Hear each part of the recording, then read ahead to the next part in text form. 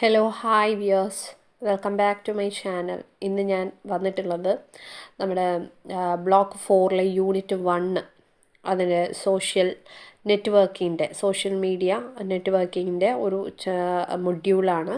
അതിൽ ചാപ്റ്റർ 1 ഇൻട്രൊഡക്ഷനെ കുറിച്ചിട്ടാണ്. Social network എന്താണ് എന്നുള്ള ഇൻട്രൊഡക്ഷൻ്റെ യൂണിറ്റ് ആയിട്ടാണ് എത്തിയിട്ടുള്ളത്. അപ്പം നമുക്ക് വൈകാതെ തന്നെ വീഡിയോയിലേക്ക് കടക്കാം. എന്താണ് സോഷ്യൽ നെറ്റ്വർക്ക് എന്ന് വെച്ചാൽ, വ്യക്തികൾക്കും കൂട്ടായ്മകൾക്കും പരസ്പരം ബന്ധപ്പെടാനും വിവരങ്ങൾ പങ്കുവെക്കാനും ആശയവിനിമയം നടത്താനും സഹായിക്കുന്ന ഒരു ഡിജിറ്റൽ പ്ലാറ്റ്ഫോമാണ് സോഷ്യൽ നെറ്റ്വർക്ക് എന്ന് പറയുന്നത്. ഇത് ഉപയോക്താക്കൾക്ക് അവരുടെ വ്യക്തിപരമോ ഔദ്യോഗികമായ താല്പര്യങ്ങൾ അടിസ്ഥാനമാക്കി ബന്ധങ്ങൾ സ്ഥാപിക്കാൻ സഹായിക്കുന്ന ഒരു വെർച്വൽ സമൂഹമായി പ്രവർത്തിക്കുന്നു.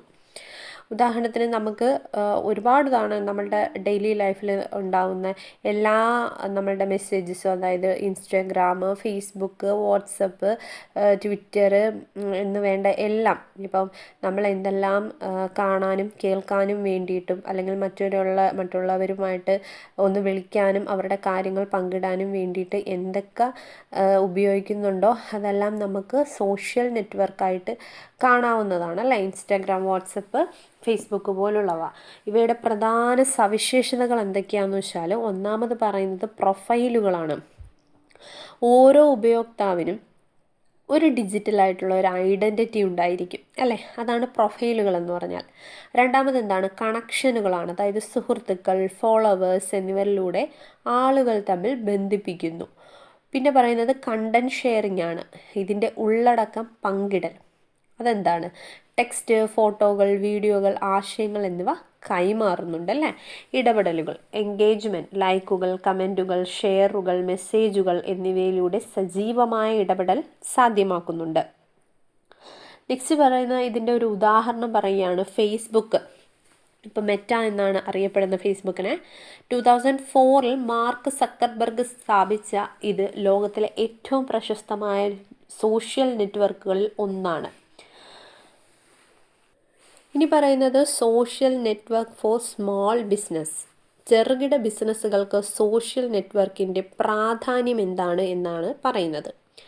ഇന്നത്തെ ഡിജിറ്റൽ യുഗത്തിൽ കുറഞ്ഞ ചെലവിൽ ബ്രാൻഡ് മൂല്യം വർദ്ധിപ്പിക്കാനും ഉപഭോക്താക്കളുമായി നേരിട്ട് സംവദിക്കാനും സോഷ്യൽ മീഡിയ പ്ലാറ്റ്ഫോമുകൾ സഹായിക്കുന്നുണ്ട്. എങ്ങനെയാണ്?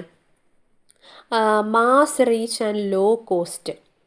അതായത് വലിയ വ്യാപ്തിയും കുറഞ്ഞ ചെലവുമാണ്. ലോകമെമ്പാടുമുള്ള കോടിക്കണക്കിന് ആളുകളിലേക്ക് വളരെ കുറഞ്ഞ ചെലവിൽ എത്തിച്ചേരാൻ സഹായിക്കുന്ന ഒന്നാണ് ഈ സോഷ്യൽ മീഡിയ അല്ലേ. പിന്നെ പറയുന്നത് social commerce is large and growing അല്ലേ. സോഷ്യൽ മീഡിയ വഴിയുള്ള ഓൺലൈൻ വിൽപ്പന ഇന്ന് വലിയ രീതിയിൽ വളർന്നുകൊണ്ടിരിക്കുകയാണ്. മെസ്സേജിംഗ് ആപ്പുകളുടെ സ്വാധീനമാണ് പറയുന്നത്. Messaging is central in markets like ഇന്ത്യയെ പോലുള്ള വിപണികളിൽ വാട്സപ്പ് പോലുള്ള ആപ്പുകൾ ഓർഡറുകൾ എടുക്കാനും കസ്റ്റമർ സർവീസിനും വ്യാപകമായി ഉപയോഗിക്കുന്നുണ്ട്. നെക്സ്റ്റ് പറയുന്നത് എന്താണ്, high ROI when done right. ഉയർന്ന ലാഭം പരമ്പരാഗത പരസ്യ രീതികളെ അപേക്ഷിച്ച് എന്താണ്, കൃത്യമായ ഉപഭോക്താക്കളിലേക്ക് എത്തിച്ചേരാൻ സാധിക്കുന്നതിനാൽ മികച്ച ബിസിനസ് ലാഭം, റിട്ടേൺ ഓൺ ഇൻവെസ്റ്റ്മെൻറ്റ് ലഭിക്കുന്നുണ്ട്. ഇനി ഈ മേജറായിട്ടുള്ള ഇതിൻ്റെ സോഷ്യൽ നെറ്റ്വർക്ക് പ്ലാറ്റ്ഫോംസുകളെ കുറിച്ച് നമുക്ക് പരിചയപ്പെടാം ഏതൊക്കെയാണ്. അപ്പോൾ ഇത് പറയുമ്പോൾ തന്നെ നമുക്ക് എല്ലാവർക്കും അറിയാവുന്ന കാര്യങ്ങൾ തന്നെയാണ്. അപ്പോൾ ഇത് ഈസി ആയിട്ട് നമുക്ക് മനസ്സിലാക്കാൻ പറ്റും. ഒന്നാമത് പറയുന്നത് ഫേസ്ബുക്കാണ്. ബിസിനസ് പേജുകളിൽ നിർമ്മിച്ച് ഉൽപ്പന്നങ്ങൾ പ്രദർശിപ്പിക്കാനും മാർക്കറ്റ് പ്ലേസ് വഴി നേരിട്ട് വിൽക്കാനും സഹായിക്കുന്ന ഒരു സോഷ്യൽ മീഡിയ ആണ് ഫേസ്ബുക്ക് എന്ന് പറഞ്ഞാൽ. പിന്നെ ലൊക്കേഷൻ, പ്രായം, താല്പര്യങ്ങൾ എന്നിവ അടിസ്ഥാനമാക്കി കൃത്യമായ ഉപഭോക്താക്കളിലേക്ക് പരസ്യങ്ങൾ എത്തിക്കാൻ ഫേസ്ബുക്ക് ആഡ്സ് സാധിക്കുന്നുണ്ട് ഇല്ലേ. ഇവയെല്ലാം കൂടുതലും ഈ സോഷ്യൽ മീഡിയ പോലുള്ള വിപണികളിൽ കൂടുതലും നമ്മൾ കണ്ടുവരുന്നത് ആഡ്സുകൾ തന്നെയാണ് അല്ലേ. അതും ഒരു ബിസിനസ് ടെക്നോളജിയാണ്. ഇനി നെക്സ്റ്റ് പറയുന്നത് എന്താണ്, ഇൻസ്റ്റഗ്രാം എന്താണ് പറയുന്നത്, ചിത്രങ്ങൾക്കും വീഡിയോകൾക്കും പ്രാധാന്യം നൽകുന്ന ഒരു പ്ലാറ്റ്ഫോമാണ് Instagram. Reels, stories, Instagram shops എന്നിവയിലൂടെ ഉൽപ്പന്നങ്ങൾ ഉപഭോക്താക്കളിലേക്ക് ആകർഷകമായി എത്തിക്കാൻ സാധിക്കുന്നു. ഉദാഹരണത്തിന് കേരളത്തിലെ ഒരു പ്രാദേശിക കേക്ക് ഷോപ്പിന് തങ്ങളുടെ ഉൽപ്പന്നങ്ങൾ ഇൻസ്റ്റഗ്രാമിലൂടെ പ്രദർശിപ്പിച്ച് വിൽക്കാൻ സാധിക്കും. അപ്പം നമ്മൾ ഡെയിലി ലൈഫിൽ നമ്മൾ തന്നെ കാണുന്നുണ്ട്, ഇൻസ്റ്റഗ്രാമിൽ ഒരുപാട് ബുട്ടിക്സുകളാവട്ടെ, അല്ലെങ്കിൽ ഇതുപോലെ ബേക്കറി ഐറ്റംസ് ആവട്ടെ, ഫുഡ്സ് ആവട്ടെ, ഓയിൽ, നമ്മുടെ മുടി കൊഴിച്ചിലുള്ള ഓയിലാവട്ടെ, എല്ലാ തരം ബിസിനസ്സുകളും ഇൻസ്റ്റഗ്രാം വഴി നടക്കുന്നുണ്ട്. ഫേസ്ബുക്ക് വഴിയും നടക്കുന്നുണ്ട്, വാട്സപ്പ് വഴിയും നടക്കുന്നുണ്ട്. നമ്മുടെ ഡെയിലി റുട്ടീൻസിൽ നമ്മളെ എന്നും കാണുന്ന ഒരു അനുഭവമാണിത്. നെക്സ്റ്റ് പറയുന്നതാണ് വാട്സപ്പ് ബിസിനസ്. എന്താണ്? ഉപഭോക്താക്കളുമായി നേരിട്ട് ആശയവിനിമയം നടത്താൻ സഹായിക്കുന്ന ഒരു പ്രധാന ടൂളാണ് എന്തെന്ന് പറയുന്നത് WhatsApp. Business profile, product catalogue, automated മറുപടികൾ എന്നിവ ഇതിൻ്റെ പ്രത്യേകതകളാണ് അല്ലേ. ഇപ്പോൾ ഇൻസ്റ്റഗ്രാം വഴി നമ്മളൊരു പ്രോഡക്റ്റ് കണ്ടു, ഇഷ്ടപ്പെട്ടു, അല്ലെങ്കിൽ നമുക്ക് വേറെ എന്തെങ്കിലും ഇപ്പോൾ ഡോക്ടർ കൺസൾട്ടൻസി ആവട്ടെ, അല്ലെങ്കിൽ എന്തെങ്കിലും ആവട്ടെ, അവരെന്ത് ചെയ്യും, ഒരു വാട്സപ്പ് നമ്പറും കൂടെ കൊടുത്തേക്കും. ആ വാട്സപ്പ് നമ്പറിൽ ക്ലിക്ക് ചെയ്യുമ്പോൾ നമ്മൾ നേരിട്ട് വാട്സപ്പിൻ്റെ പേജിലേക്ക് പോവുകയും ഓട്ടോമേറ്റഡ് ആയിട്ട് തന്നെ നമ്മൾ പറയേണ്ട ഒരു ക്വസ്റ്റ്യൻ എന്താണെന്ന് അവർ സെറ്റ് ചെയ്ത് വെച്ചിട്ടുണ്ടാവും. അതിൽ ക്ലിക്ക് ചെയ്താൽ തന്നെ നമുക്ക് ഓട്ടോമേറ്റഡ് ആയിട്ടുള്ള റീപ്ലൈ കിട്ടും. ഇതെല്ലാം ഒരു ബിസിനസ് ടെക്നിക്സ് ആണ്. ഓക്കെ, നെക്സ്റ്റ് പറയുന്നത് എന്താണ്? യൂട്യൂബാണ്. എന്താണ്? ദീർഘദൂര വീഡിയോ ഉള്ളടക്കങ്ങൾക്കായുള്ള പ്രധാന പ്ലാറ്റ്ഫോമാണ് യൂട്യൂബ്. പ്രോഡക്റ്റ് ഡെമോൺസ്ട്രേഷൻ, ട്യൂട്ടോറിയലുകൾ, റിവ്യൂകൾ എന്നിവയിലൂടെ ബ്രാൻഡ് വിശ്വസ്യത വർദ്ധിപ്പിക്കാൻ സഹായിക്കുന്നു. ഗൂഗിൾ സെർച്ചിലും യൂട്യൂബ് വീഡിയോകൾ വരുന്നത് കൂടുതൽ ആളുകളിലേക്ക് എത്തിച്ചേരാൻ സഹായിക്കുന്നുണ്ട് അല്ലേ. നമ്മൾ ഗൂഗിളിൽ കയറിയാൽ തന്നെയും ഗൂഗിളിൽ ചില ഇൻഫർമേഷൻ തരികയും അതിന് താഴെയായിട്ട് ഗൂഗിളിൽ എന്ത് ചെയ്യും, യൂട്യൂബ് വീഡിയോസ്, അതിൻ്റെ റിലേറ്റഡ് ആയിട്ടുള്ള യൂട്യൂബ് വീഡിയോസ് തന്നെ അവർ ഈ റെക്കമെൻഡേഷൻ ലിസ്റ്റിൽ ഇട്ടിരിക്കും. വേണമെങ്കിൽ കേടുന്നവർക്ക് അതിൽ കയറി കാണാം, അല്ലാത്തവർക്ക് ഒഴിവാക്കാം. അപ്പോൾ ഇതെല്ലാം എന്ത് ചെയ്യും, അതിനെ ഒരു പ്രൊമോട്ട് ചെയ്യുകയാണ് ചെയ്യുന്നത്. നെക്സ്റ്റ് പറയുന്നൊരു നെറ്റ്വർക്കാണ് ലിങ്ക്ഡിൻ. എന്താണ്? പ്രൊഫഷണലുകൾക്കായുള്ള നെറ്റ്വർക്കിംഗ് പ്ലാറ്റ്ഫോമാണ്. B2B, ബിസിനസ് ടു ബിസിനസ്സുകൾക്കും പ്രൊഫഷണൽ ക്രെഡിബിലിറ്റി വർദ്ധിപ്പിക്കാനും തൊഴിലന്വേഷകർക്കും ഇത് വളരെ ഉപകാരപ്രദമാണ്. നെക്സ്റ്റ് പറയുന്നത് എക്സ് ട്വിറ്റർ. തത്സമയ ആശയവിനിമയത്തിന്, റിയൽ ടൈം കമ്മ്യൂണിക്കേഷന് ഏറ്റവും അനുയോജ്യമായ പ്ലാറ്റ്ഫോമാണിത്. ഉപഭോക്താക്കളുടെ പരാതികൾക്കും ചോദ്യങ്ങൾക്കും വേഗത്തിൽ മറുപടി നൽകാനും ബ്രാൻഡ് ഇമേജ് നിലനിർത്താനും സഹായിക്കുന്നു. ഇനി നമ്മൾ പറയുന്നത് എന്താണ്? Benefits of social network four business. ഈ ബിസിനസ്സുകൾക്ക് സോഷ്യൽ നെറ്റ്വർക്ക് കൊണ്ടുള്ള ഗുണങ്ങൾ എന്തൊക്കെയാണെന്നാണ് പറയുന്നത്. ഫസ്റ്റ് തന്നെ പറയുന്നത് എന്താണ്? കോസ്റ്റ് എഫക്റ്റീവ്നെസ് ആണ് അല്ലേ. ചെലവ് കുറഞ്ഞ രീതിയാണ്. പത്രങ്ങളിലോ ടെലിവിഷനിലോ പരസ്യം നൽകുന്നതിനേക്കാൾ വളരെ കുറഞ്ഞ ചെലവിൽ സോഷ്യൽ മീഡിയ പരസ്യങ്ങൾ ചെയ്യാൻ കഴിയുന്നു. നെക്സ്റ്റ് പറയുന്നത് വൈഡർ ആയിട്ടുള്ള റീച്ചാണ്. വിശാലമായൊരു വ്യാപ്തിയുണ്ട്. ഭൂമിശാസ്ത്രപരമായ അതിർവരമ്പുകളില്ലാതെ ലോകമെമ്പാടുമുള്ള ദശലക്ഷക്കണക്കിന് ഉപഭോക്താക്കളിലേക്ക് തത്സമയം എത്തിച്ചേരാൻ സാധിക്കുന്നുണ്ട്. നെക്സ്റ്റ് പറയുന്നതാണ് കസ്റ്റമർ എൻഗേജ്മെൻറ്റ്. അതായത് ഫേസ്ബുക്ക്, ഇൻസ്റ്റാഗ്രാം, എക്സ്, ട്വിറ്റർ തുടങ്ങിയ പ്ലാറ്റ്ഫോമുകൾ വഴി ഉപഭോക്താക്കളുമായി നേരിട്ട് ആശയവിനിമയം നടത്താം. കമൻറ്റുകൾ, മെസ്സേജുകൾ, ലൈക്കുകൾ, പോളുകൾ, ലൈവ് സെഷനുകൾ എന്നിവയിലൂടെ ഉപഭോക്താക്കളുടെ ആവശ്യങ്ങൾ മനസ്സിലാക്കാനും അവരിൽ വിശ്വസ്യത വളർത്തിയെടുക്കാനും സാധിക്കും. ഉദാഹരണത്തിന് ഒരു ബേക്കറിക്ക് അവരുടെ അടുത്ത കേക്ക് ഫ്ലേവർ ഏതായിരിക്കണമെന്ന് ഇൻസ്റ്റാഗ്രാം പോൾ വഴി ഉപഭോക്താക്കളോട് ചോദിച്ചറിയാം അല്ലേ. ഇപ്പം നെക്സ്റ്റ് വീഡിയോ, ഈ വീഡിയോ ഇട്ടാൽ തന്നെയും നമുക്ക് ഈ വീഡിയോ നിങ്ങൾക്ക് ഇഷ്ടമായോ എന്ന് പോൾ ചെയ്യുക എന്ന് പറഞ്ഞ് നമുക്കിടാൻ പറ്റും. അപ്പം ഈ കാണുന്ന പ്രേക്ഷകർക്ക്, അല്ലെങ്കിൽ നമ്മൾ എന്തെങ്കിലും പ്രോഡക്റ്റ് വിൽക്കുന്ന ആൾക്കാർക്ക് അത് സംതൃപ്തിയായോ അല്ലയോ എന്ന് അറിയാൻ സാധിക്കുന്നുണ്ടല്ലേ. നെക്സ്റ്റ് പറഞ്ഞാൽ ബ്രാൻഡ് ബിൽഡിംഗ് ആണ്. അതായത് ബിസിനസ്സിൻ്റെ സവിശേഷതകൾ, സ്റ്റോറികൾ, ചിത്രങ്ങൾ, സന്ദേശങ്ങൾ എന്നിവയിലൂടെ പങ്കുവച്ച് ഉപഭോക്താക്കളുമായി ഒരു വൈകാരിക ബന്ധം ബിൽഡ് ചെയ്തെടുക്കുന്നു.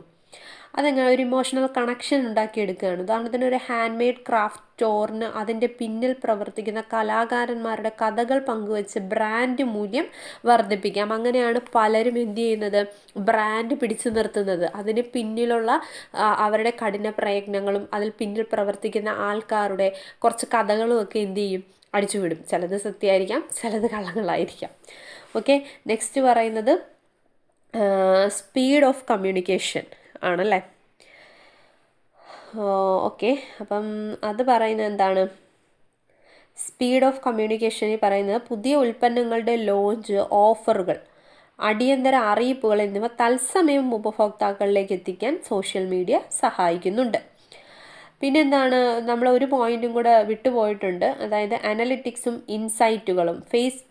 ഫേസ്ബുക്ക് ഇൻസൈറ്റുകൾ, ഇൻസ്റ്റാഗ്രാം അനലിറ്റിക്സ്, യൂട്യൂബ് സ്റ്റുഡിയോ തുടങ്ങിയ ടൂളുകൾ വഴി ഉപഭോക്താക്കളുടെ പെരുമാറ്റം, പ്രായം, ലിംഗഭേദം, അവർ എപ്പോഴാണ് കൂടുതൽ സജീവമായിരിക്കുന്നത് എന്നിവ കൃത്യമായി മനസ്സിലാക്കാൻ പറ്റും. അത് ശരിയാണ് പറയുന്നത്. നമുക്ക് യൂട്യൂബ് സ്റ്റുഡിയോ വഴി തന്നെ ഏതൊക്കെ കൺട്രീസിൽ നിന്ന് ആൾക്കാർ സബ്സ്ക്രിപ്ഷൻ ചെയ്തിട്ടുണ്ടെന്നും ഏതൊക്കെ രാജ്യക്കാരാണ് കൂടുതൽ വ്യൂസ് ചെയ്യുന്നുണ്ടെന്നും ഒക്കെ നമുക്ക് അറിയാനായിട്ട് പറ്റുന്നുണ്ട്. ഇനി ഇവിടെ 2 കേസ് സ്റ്റഡിയൊക്കെ തന്നിട്ടുണ്ട്. ഒന്ന് അമൂൽ ഇന്ത്യയെക്കുറിച്ചും ലിജ്ജത്ത് പപ്പടിനെ കുറിച്ചിട്ടുമാണ്, പപ്പടത്തെ കുറിച്ചിട്ടുമാണ്. അമൂൽ ഇന്ത്യയും ലിജ്ജത്ത് പപ്പടയും എങ്ങനെയാണ് ഈ ഓൺലൈൻ സൈറ്റ് വഴി അവരെങ്ങനെയാണ് അവരുടെ മാർക്കറ്റിംഗ് രീതികൾ കൂട്ടുന്നത് എന്നാണ് പറഞ്ഞിരിക്കുന്നത്. ഒന്ന് വായിച്ചു നോക്കുക. അതായത് ഈ അമൂൽ ഇന്ത്യ സമകാലിക സംഭവങ്ങളെയും ക്രിക്കറ്റ് മത്സരങ്ങളെയും കോർത്തിണക്കി നർമ്മം കലർന്ന പരസ്യങ്ങൾ സോഷ്യൽ മീഡിയയിലൂടെ പങ്കുവച്ച് വലിയ ബ്രാൻഡ് ഓർമ്മപ്പെടുത്തൽ, ബ്രാൻഡ് റീകോൾ അമൂൽ സാധ്യമാക്കുന്നുണ്ട്. ലിജ്ജത്ത് പപ്പടമാണെങ്കിൽ 1959 7 സ്ത്രീകൾ ചേർന്ന് തുടങ്ങിയ ഈ കൂട്ടായ്മ വായ്മൊഴി പ്രചാരണത്തിലൂടെയും വേർഡ് ഓഫ് മൗത്തിലൂടെയും പിന്നീട് ഡിജിറ്റൽ കമ്മ്യൂണിറ്റികളിലൂടെയും ഫേസ്ബുക്ക് ഗ്രൂപ്പ്സ്, വാട്സപ്പ് ബിസിനസ് വഴിയൊക്കെ വലിയ വിജയമായി മാറി. പിന്നെ പറയുന്ന പേപ്പർ ബോട്ടാണ്. പേപ്പർ ബോട്ട് ബിവറേജ് ബ്രാൻഡ് കുട്ടിക്കാലത്തെ ഓർമ്മകളും നൊസ്റ്റാൾജിയും ഉണർത്തുന്ന കഥകളിലൂടെയും പരസ്യങ്ങളിലൂടെയും ഉപഭോക്താക്കളുമായി ശക്തമായ വൈകാരിക ബന്ധം സ്ഥാപിക്കാൻ ഇവർക്ക് കഴിഞ്ഞു. ഇതൊക്കെയാണ് എന്താണ് ഒരു കേസ് സ്റ്റഡി ആയിട്ട് പറയുന്നത്. ഇനി നെക്സ്റ്റ് പറയുന്നത് product marketing through social media. ഒന്നാമത് പറയുന്നത് ടാർഗറ്റഡ് ആഡ്സ് ആണ്. ടാർഗറ്റഡ് ആഡ്സിൽ എന്താണ് പറയുന്നത്, ഉപഭോക്താക്കളുടെ പ്രായം, ലിംഗഭേദം, സ്ഥലം, താല്പര്യങ്ങൾ എന്നിവ അടിസ്ഥാനമാക്കി കൃത്യമായ ആളുകളിലേക്ക് പരസ്യങ്ങൾ എത്തിക്കാം. ഉദാഹരണത്തിന് കൊച്ചിയിലെ ഒരു കഫേക്ക് ചുറ്റുമുള്ള 5 കിലോമീറ്റർ പരിധിയിലുള്ള 18-35 പ്രായക്കാരായ ആളുകളെ ലക്ഷ്യമിട്ട് പരസ്യം നൽകാം. നെക്സ്റ്റ് പറയുന്നത് എന്താണ്, ഇൻഫ്ലുവൻസർ മാർക്കറ്റിംഗ് ആണ്. സോഷ്യൽ മീഡിയയിൽ ധാരാളം ഫോളോവേഴ്സുള്ള ഇൻഫ്ലുവൻസർമാരുമായി സഹകരിച്ച് ഉൽപ്പന്നങ്ങൾ പ്രൊമോട്ട് ചെയ്യുന്ന രീതിയാണ് നമ്മൾ ഒരുപാട് കാണുന്നതാണല്ലേ. കേരളത്തിലെ ഒരു ലൈഫ് സ്റ്റൈൽ ബ്ലോഗർ വഴി ഹാൻഡ് മെയ്ഡ് ഉൽപ്പന്നങ്ങൾ പരിചയപ്പെടുത്തുന്ന ഒരു ഉദാഹരണമായിട്ട് എടുക്കാം. യൂസർ ജനറേറ്റഡ് കണ്ടന്റ് ആണ് നെക്സ്റ്റ് പറയുന്നത്. അതായത് ഉപഭോക്താക്കൾ ഉൽപ്പന്നങ്ങൾ വാങ്ങിയ ശേഷം പങ്കുവെക്കുന്ന റിവ്യൂകൾ, അൺബോക്സിംഗ് വീഡിയോകൾ, ചിത്രങ്ങൾ എന്നിവ മറ്റുള്ളവരിൽ വിശ്വാസ്യത കൂട്ടുന്നുണ്ട്.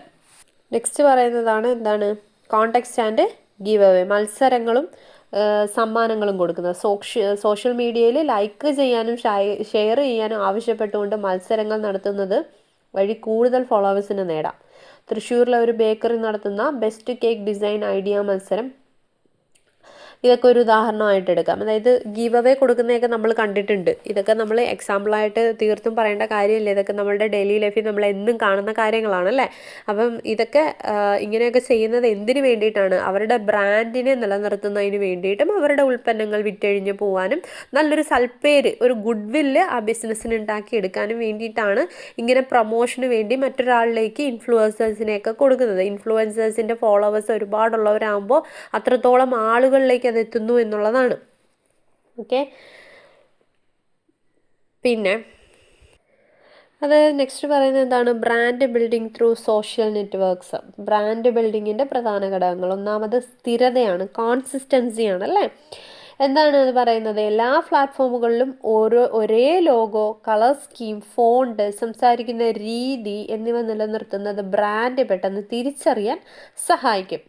നെക്സ്റ്റ് പറയുന്നത് സ്റ്റോറി ടെല്ലിംഗ് ആണ്. അതായത് ബിസിനസ്സിൻ്റെ തുടക്കം, നേരിട്ട വെല്ലുവിളികൾ, അതിന് പിന്നിലെ ആളുകൾ എന്നിവയെക്കുറിച്ച് കഥകളായി പങ്കുവെക്കുന്നത് ആളുകളുമായി കൂടുതൽ അടുക്കാൻ സഹായിക്കും. നെക്സ്റ്റ് പറയുന്നത് ഒരു എൻഗേജ്മെൻ്റ് ആണ്. അതെന്താണ് പറയുന്നത്?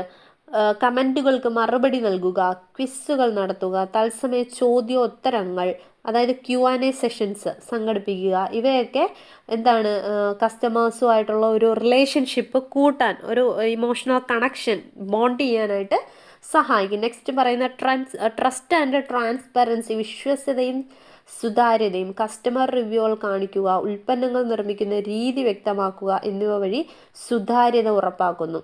ഇതിൻ്റെ കേസ് സ്റ്റഡി നമ്മൾ നേരത്തെ പറഞ്ഞു, പേപ്പർ ബോട്ട് നിർമ്മാണത്തിനെക്കുറിച്ച്. കുട്ടിക്കാലത്തെ ഓർമ്മകളും നൊസ്റ്റാൾജിയ ഉണർത്തുന്ന കഥകളിലൂടെയും പരസ്യങ്ങളിലൂടെയും ഉപഭോക്താക്കളുമായി ശക്തമായ വൈകാരിക ബന്ധം സ്ഥാപിക്കാൻ ഇവർക്ക് കഴിയുന്നുണ്ട്. അപ്പോൾ ഇത് മൊത്തത്തിൽ പറയുന്നത് എന്താ, ഒരു കൺക്ലൂഷൻ പോലെ പറയുന്നത്, ചെറുകിട ബിസിനസ്സുകൾക്ക് സോഷ്യൽ നെറ്റ്വർക്കിംഗ് എന്നത് വെറും ഒരു മാർക്കറ്റിംഗ് ടൂൾ മാത്രമല്ല, മറിച്ച് കുറഞ്ഞ ചിലവിൽ ബിസിനസ് വളർത്താനും ഉപഭോക്താക്കളുമായി ദീർഘകാല ബന്ധം സ്ഥാപിക്കാനുമുള്ള മികച്ചൊരു ഒരു മാർഗം കൂടിയാണ് എന്തെന്ന് പറയുന്നത് ചെറുകിട സംരംഭകർക്ക് സോഷ്യൽ നെറ്റ്വർക്ക് എന്ന് വെച്ചാൽ. അപ്പോൾ ഇതോടുകൂടി ഈ ഒരു ചാപ്റ്റർ തീരുകയാണ്. വളരെ ചെറിയൊരു ചാപ്റ്ററാണ്. എല്ലാവരും നന്നായിട്ടൊന്ന് വായിച്ചു നോക്കുക.